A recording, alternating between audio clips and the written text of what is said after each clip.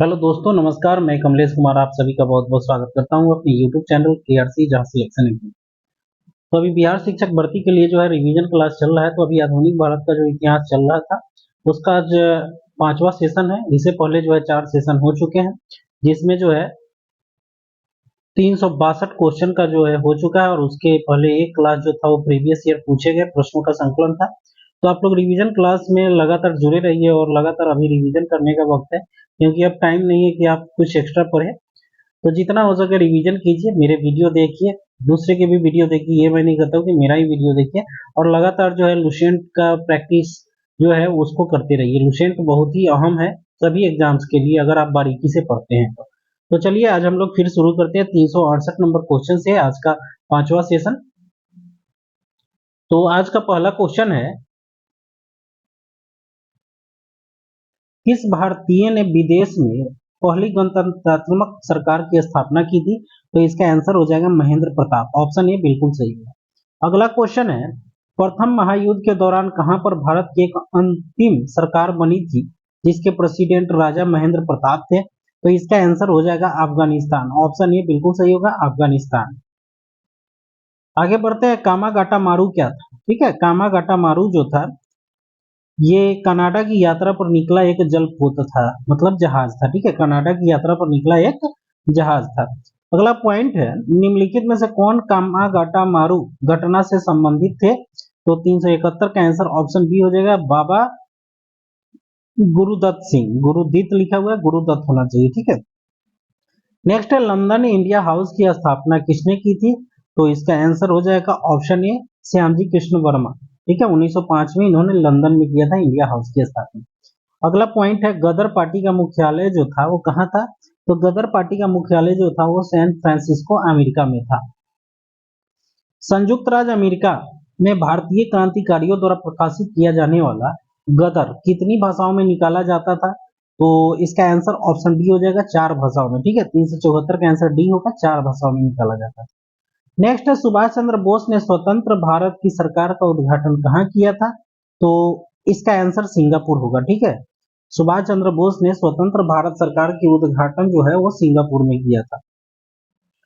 Next है, निम्नलिखित में से किस युग्म को इंग्लैंड में अंग्रेज अधिकारियों की हत्या के आरोप में फांसी की सजा मिली है? तो 376 का आंसर सी हो जाएगा, मदन लाल ढींगरा तथा ऊधम सिंह।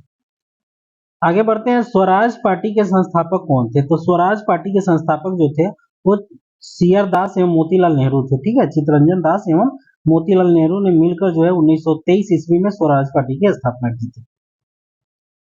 नेक्स्ट क्वेश्चन है, निम्न में कौन स्वराज पार्टी के गठन से संबंधित थे? ठीक है, तो 378 का आंसर जो हो जाएगा डी हो जाएगा, मतलब 2 और 4, सीआर दास एवं मोतीलाल नेहरू। मैंने ऊपर वाले क्वेश्चन में बता भी दिया था, सेम क्वेश्चन यहाँ दिया हुआ। ठीक है, तो इसके आंसर हो जाएंगे सीआर दास एवं मोतीलाल नेहरू। नेक्स्ट अगला पॉइंट है, स्वराज पार्टी क्यों स्थापित की गई? तो स्वराज पार्टी स्थापित करने का उद्देश्य जो था विधानसभाओं में अवरोध डालने हेतु। ठीक है, ऑप्शन बी हो जाएगा इसका आंसर, विधानसभाओं में अवरोध डालने के लिए स्वराज पार्टी स्थापित की गई थी। आगे बढ़ते हैं, 1929 में जारी किए गए दीपावली घोषणा पत्र का संबंध किससे था? तो इसका आंसर ऑप्शन बी हो जाएगा, डोमेनियन स्टेटस से था। ठीक है, डोमेनियन स्टेटस से दीपावली घोषणा पत्र का संबंध था। निम्न में किसने स्वराज पार्टी निर्माण के लिए कांग्रेस के अध्यक्ष पद से त्याग पत्र दिया था? तो इसका आंसर हो जाएगा सीआर दास, मतलब चित्तरंजन दास। ठीक है, ऑप्शन ए बिल्कुल सही होगा। भारत में साइमन कमीशन के बहिष्कार के मुख्य कारण क्या थे? तो 382 का आंसर बी हो जाएगा, सभी सदस्य जो थे अंग्रेज थे। ये बिल्कुल सही, और ये लगातार एग्जाम में पूछे जाते हैं। निम्नलिखित साइमन कमीशन के सदस्यों में कौन उदारवादी था? वीवीआई क्वेश्चन है, इसको ध्यान से याद रखेंगे।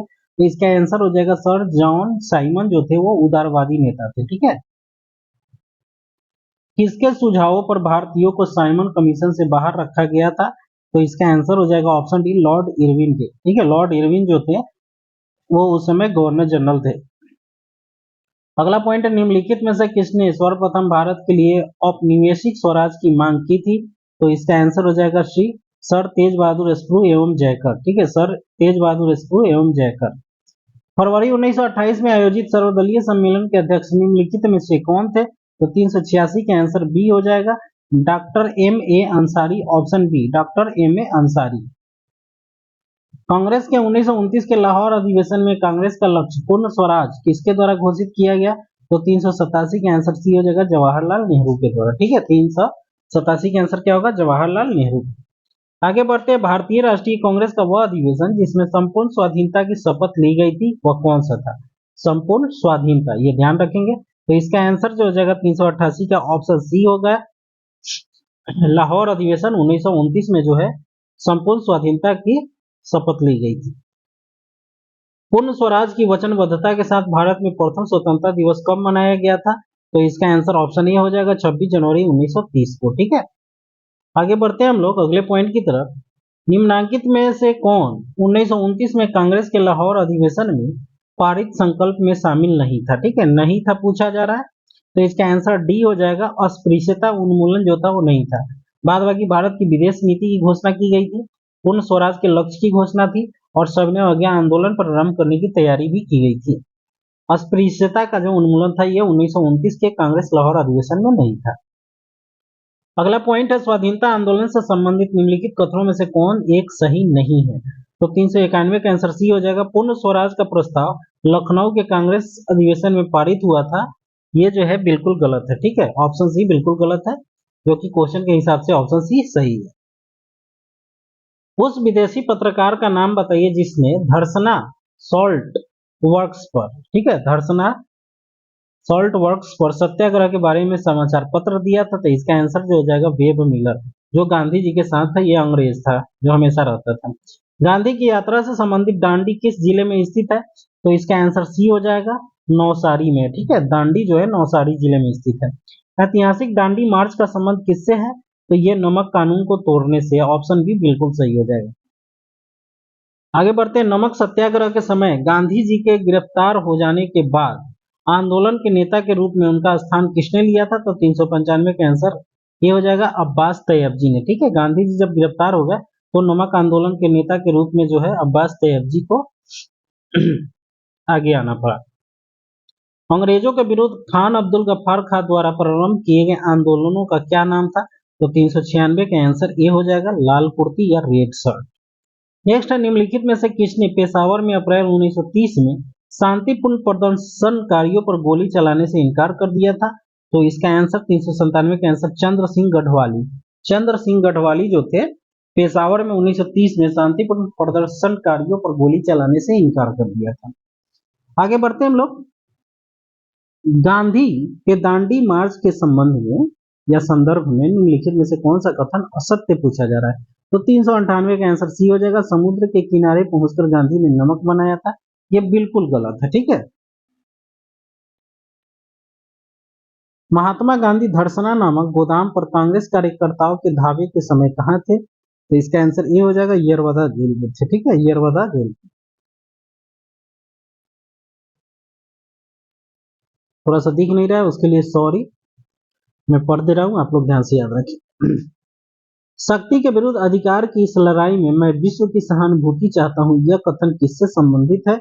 तो इसका आंसर बी हो जाएगा, गांधी की दांडी यात्रा से। ठीक है, गांधी की दांडी यात्रा से। एक बार मैं पढ़ दे रहा हूँ, शक्ति के विरुद्ध अधिकार की इस लड़ाई में मैं विश्व की सहानुभूति चाहता हूँ, यह कथन जो है गांधी जी ने कहा था दांडी यात्रा के समय।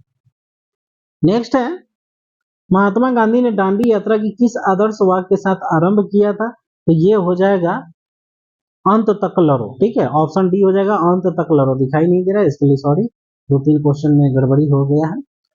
आगे है, घुटने टेक कर मैंने रोटी मांगी थी और बदले में मुझे पत्थर मिला, यह कथन किससे संबंधित है? तो 402 का आंसर सी हो जाएगा। ठीक है, गांधी इरविन समझौते से, सॉरी इसका हो जाएगा दांडी मार्च से। ठीक है, दांडी मार्च से संबंधित है। भारतीय इतिहास में तिथि 6 अप्रैल 1930 जानी जाती है किससे? तो 6 अप्रैल 1930 को जो हुआ था, ऐसे तो 5 अप्रैल होना चाहिए, यहाँ पर 6 अप्रैल दिया हुआ है, गांधी इरविन समझौता। ठीक है, गांधी इरविन समझौता। महात्मा गांधी ने दांडी मार्च के समय सबने आज्ञा आंदोलन की शुरुआत की थी, कब की थी? तो 404 का आंसर जो हो जाएगा 404 का आंसर ऑप्शन डी हो जाएगा, 1930 में।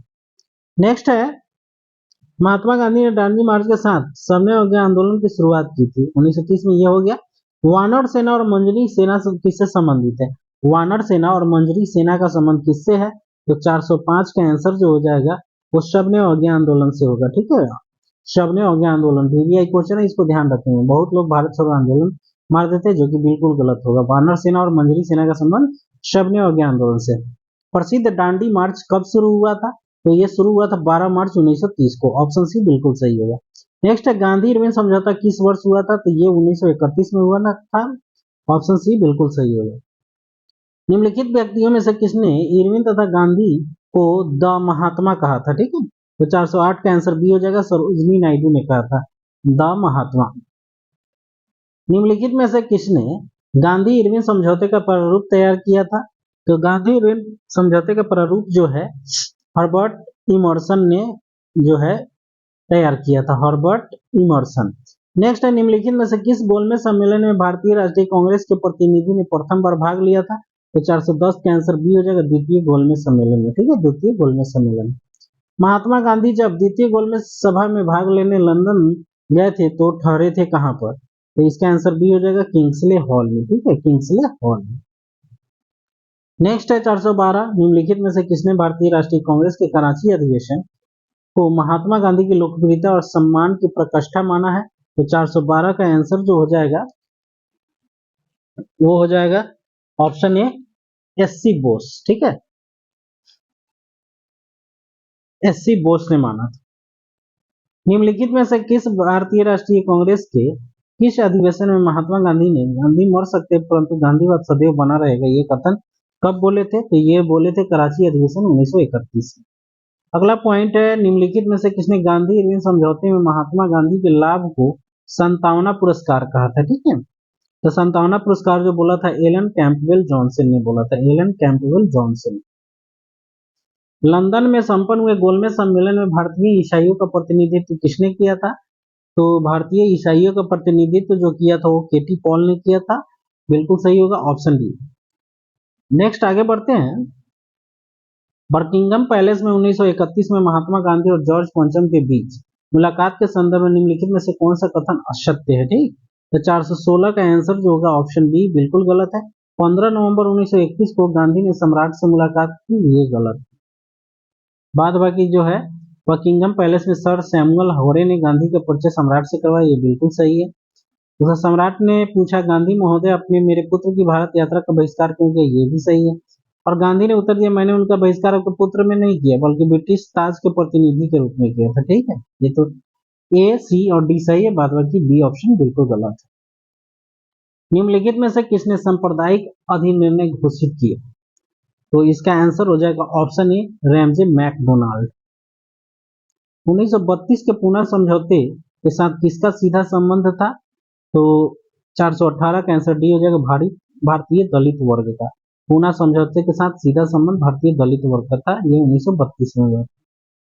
निम्नांकित में से किसने डॉक्टर BR अम्बेडकर पर यह कहकर आक्रमण किया कि अम्बेडकर को उदार ब्रिटिश सरकार द्वारा थोपा गया नेतृत्व भारत प्राप्त हुआ था क्योंकि उनकी सेवाएं राष्ट्रवादी नेताओं को बाधा पहुंचाने के लिए आवश्यक थी? ये जो कथन है ये डॉक्टर BM मुंजे के द्वारा बोला गया था। Doctor BM Munje. आगे है, निम्नलिखित में से किसने कहा था महात्मा गांधी क्षणिक भूत की भांति धूल उठाते हैं लेकिन अस्तर नहीं है? ये कथन जो है डॉक्टर BR अम्बेडकर का। ऑप्शन ए बिल्कुल सही है, doctor BR Ambedkar. Poona pact में डॉक्टर BR अम्बेडकर के साथ दूसरा हस्ताक्षरी कौन था? ठीक है, मतलब साइन करने वाला दूसरा व्यक्ति कौन था? तो 421 का आंसर बी हो जाएगा, मदन मोहन मालवीय। VVI क्वेश्चन में ध्यान से याद रखेंगे। पूना पैक्ट के समय जो है BR अम्बेडकर के साथ दूसरा जो सिग्नेचर करने वाला व्यक्ति था वो मदन मोहन मालवीय था।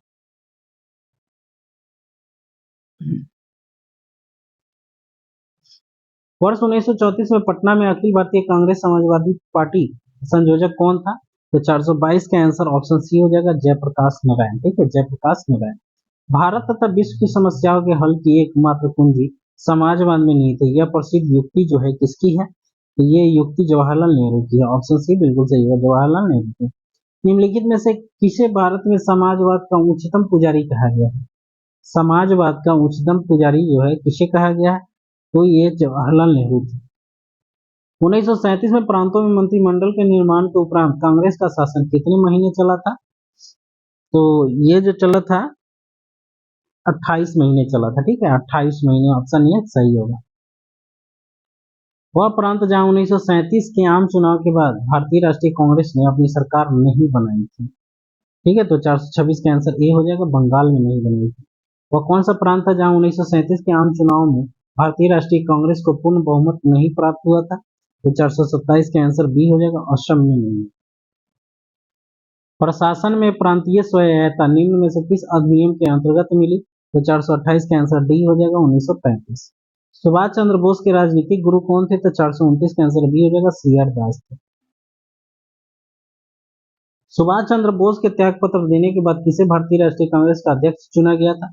तो 430 का आंसर बी हो जाएगा, राजेंद्र प्रसाद को, ठीक है, राजेंद्र प्रसाद।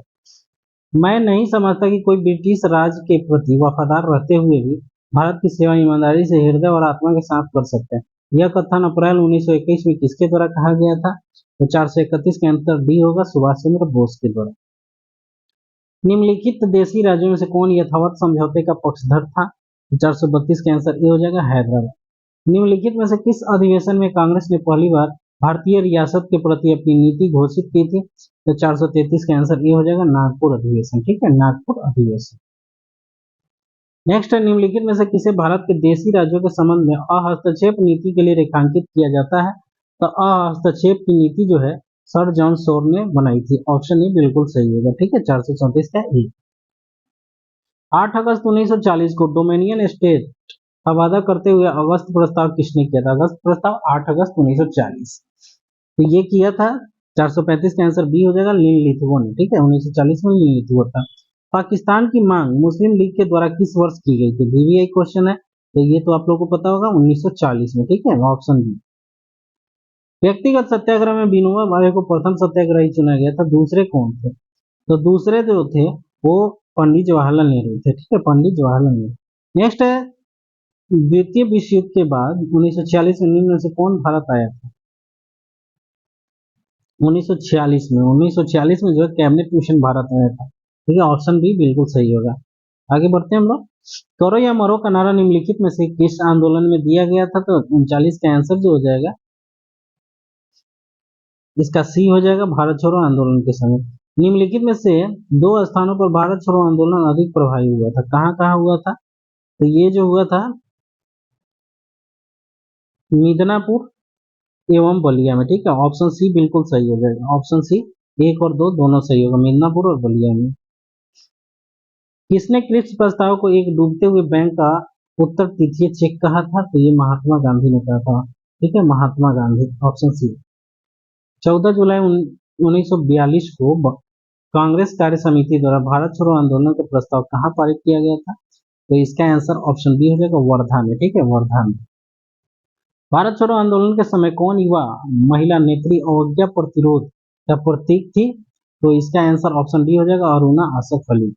किसने कहा था आजादी लगभग हमारी पहुंच में है, इसे कसकर पकड़ लेना चाहिए, ठीक है, तो 444 का आंसर ये हो जाएगा, महात्मा गांधी ने कहा था, महात्मा गांधी ने। अगला पॉइंट है, 8 अगस्त 1942 में कांग्रेस ने भारत छोड़ो आंदोलन कहाँ प्रारंभ किया था? तो ये जो प्रारंभ हुआ था ये बंबई से शुरू हुआ था। नेक्स्ट है, निम्नलिखित में से उत्तर प्रदेश के किस एक जनपद में भारत छोड़ो आंदोलन के दौरान समानांतर सरकार की स्थापना की गई थी? तो वो था बलिया, ऑप्शन सी बिल्कुल सही होगा, बलिया में। निम्नलिखित नेताओं में से किसने भारत छोड़ो आंदोलन के दौरान जेल से फरार होकर भूमिगत गतिविधियों को संगठित किया था? तो इसका आंसर जो हो जाएगा ऑप्शन डी हो जाएगा, जयप्रकाश नारायण। नेक्स्ट है, यहाँ भारत में एक क्रांति होने जा रही है और हमें जल्दी से चले जाना चाहिए, यह किसने कहा था? ये बीबीए क्वेश्चन है, ये इस बार जो है प्रधानाध्यापक बीपीएससी के क्वेश्चन में भी पूछे हुए था, ठीक है। तो 448 का आंसर ऑप्शन जो हो जाएगा ए हो जाएगा, स्टेफोर्ड क्रिप्स ने कहा था, स्टेफोर्ड क्रिप्स ने कहा था कि हमें जल्दी वापस चले जाने की, क्रिप्स। अमेरिकी पत्रकार जो महात्मा गांधी के भारत छोड़ो आंदोलन के दौरान उनके साथ था, तो क्या नाम था? तो 49 का आंसर ऑप्शन ए हो जाएगा, लुइस फिशर, ठीक है, लुइस फिशर। निम्नलिखित में से किस पार्टी ने भारत छोड़ो आंदोलन का समर्थन नहीं किया था? तो 450 का आंसर जो ऑप्शन बी हो जाएगा, उपयुक्त सभी। भारत छोड़ो आंदोलन का समर्थन नहीं किया था Hindu Mahasabha, communist party of India ने, और यूनियनिस्ट पार्टी ऑफ पंजाब ने, ठीक है, ये तीनों ने जो है भारत छोड़ो आंदोलन का समर्थन नहीं किया। गांधी के भारत छोड़ो आंदोलन को किसने अद्वितीय आंदोलन कहा है? VVI क्वेश्चन है, तो इसका आंसर ऑप्शन बी हो जाएगा, सरदार पटेल ने, सरदार वल्लभ भाई पटेल। महात्मा गांधी अहिंसात्मक क्रांति के सौम्य पैगंबर थे, यह किसने कहा था? ठीक है, तो 452 का आंसर ऑप्शन सी हो जाएगा, लैरी कॉलिंस एवं डोमिनिक लैपियर ने कहा था। नेक्स्ट है आईएनए की स्थापना जो हुई थी वो कहाँ पर हुई थी? तो आईएनए की स्थापना जो हुई थी वो सिंगापुर में हुई थी, ठीक है। आईएनए के अधिकारियों पर मुकदमा चलाया गया था कहाँ पर? तो लाल किला दिल्ली में, ऑप्शन ए बिल्कुल सही होगा। और नेक्स्ट है आज के सेशन का लास्ट क्वेश्चन है, गांधी जी को किसने सर्वप्रथम राष्ट्रपिता कहकर संबोधित किया था? तो राष्ट्रपिता जो कहा था वो सुभाष चंद्र बोस जी ने कहा था। तो ये था आज का लास्ट सेशन, और फिर आगे हम अगले वीडियो में मिलेंगे। 456 से लेकर 556 तक के 100 प्रश्नों का जो है डेली रिवीजन चल रहा है। तो ज्यादा मैं इसलिए नहीं बनाता हूँ कि आप लोग देख नहीं पाएंगे, तो डेली 100 क्वेश्चन रिवीजन कीजिए लगातार, और ज्यादातर आधुनिक भारत पर फोकस कीजिए। और इसके बाद जो है मैं प्राचीन भारत का कुछ मेन चैप्टर करा दूंगा। तो आप लोग बने रहिए मेरे साथ। वीडियो अगर अच्छा लगे तो शेयर सब्सक्राइब करना ना भूलें, और लगातार अपने रिवीजन पर फोकस करें। धन्यवाद, फिर मिलते हैं अगले वीडियो में।